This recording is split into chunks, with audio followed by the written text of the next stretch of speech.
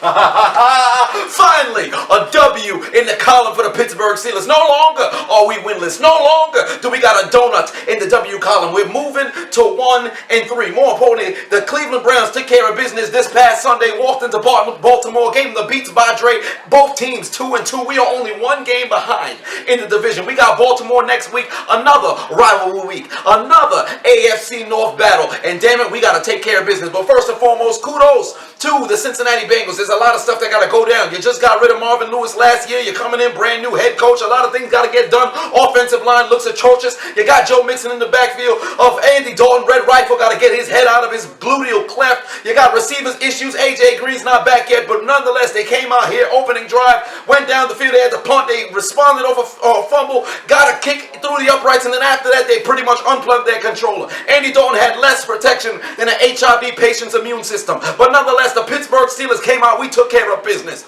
Okay? It doesn't matter who we line up against. It doesn't matter if the team is elite. It doesn't matter if they're utter trash. A W is a damn W. First and foremost, offense took care of business. Mason Rudolph did not get touched. Nobody laid a fingernail on this man. If you tried to spit, it appeared that you must have been in Chicago. The Windy City was coming by because it never touched. It never touched Mason Rudolph. More importantly, the man was efficient with a capital E. It's the way Chris Boswell's feet is when you're playing against Cincinnati. He was not missing any targets. Okay, 24 for I think 28, 229 yards, 2 touchdowns, whatever the case was. I was happy that I was able to see him take a shot down the field. That was absolutely magnificent.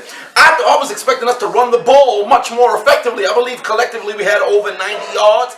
I was expecting to have at least a 100-yard rusher, but we utilized the intermediate to short passing game.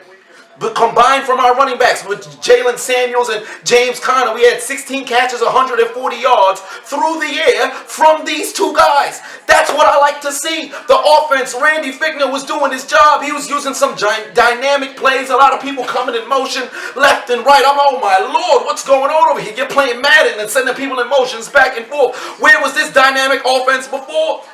Although I was kind of iffy about how conservative we were trying to pass the ball vertically down the field, but ultimately it led to taking that shot and Deontay Johnson getting into the end zone, making up for that early fumble. Did you see Juju Smith-Schuster on the sideline?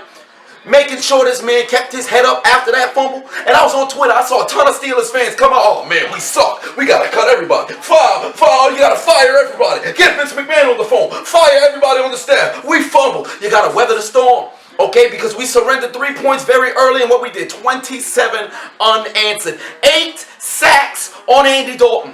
8 sacks, 2.5 from Iron Head Cam Haywood. We had 1.5 from TJ Watt. Bud Dupree activated his dreadlock powers. He was a havoc all damn day. D-line did their job. We had two freaking turnovers. We had 2 takeaways. Finally, we're taking the ball away. Same thing from last week. Keep the train going. Offensively, took care of business. Defensively, took care of business. Well-oiled machine. And Chris Boswell never misses against Cincinnati. That's what I like to see. That's Pittsburgh Steelers football. That's smash mouth football. I would have loved to see more throwing. But we ran the ball effectively. We threw the ball effectively short. We just got to work on our deep ball. I'd like to see a little bit more James Washington. I was ecstatic. I didn't see any Dante Moncrief, but I saw him on the sideline with his pads on. We'll talk about that a little bit later. But what we're doing tonight, we're celebrating the victory finally out of the losers column, off of the L train. But we got a big game next week.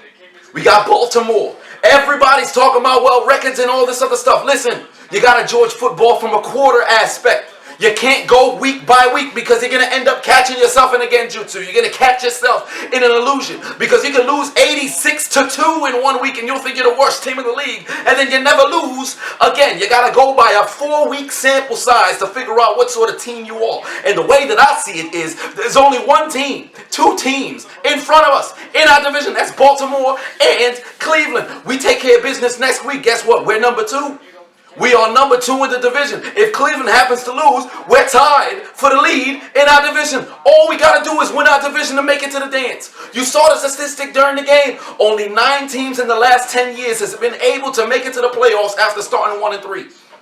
We have to make sure we're team number 10, unless somebody else in the league happens to get it done. But we ain't talking about them right now. We in Pittsburgh Steelers country, baby. So all we got to do is go out here and keep this consistency, keep this momentum going. Because the last 3 years, we have went on at least a 6-game winning streak.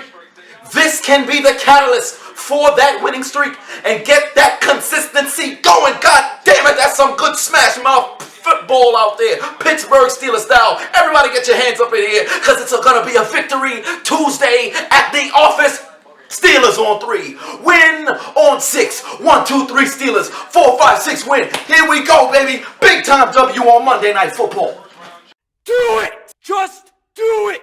Do it! Do it! Just do it!